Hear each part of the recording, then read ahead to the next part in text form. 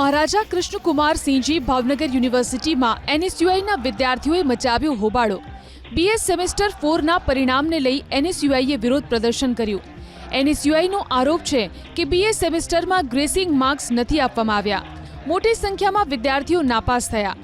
એનએસયુઆઈના કાર્યકરો જ્યારે કુલપતિને રજૂઆત કરવા પહોંચ્યા તો એ સમયે યુનિવર્સિટીનો મુખ્ય ગેટ બંધ કરી દેવામાં આવ્યો, જેથી વિદ્યાર્થીઓએ બહાર બેસી સૂત્રોચ્ચાર કર્યા।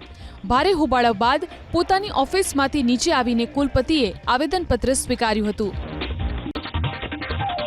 ભાવનગરની સ્વામી સહજાનંદ કોલેજની કેન્ટીનમાં વિદ્યાર્થીઓ પાસે ઉઘાડી લૂંટ। કોલેજની કેન્ટીનમાં 10 રૂપિયાની વસ્તુના 15 રૂપિયા વસૂલવામાં આવે છે, જેનો વિડીયો વાયરલ થતાં એનએસયુઆઈના કાર્યકરોએ કોલેજમાં હોબાળો મચાવ્યો।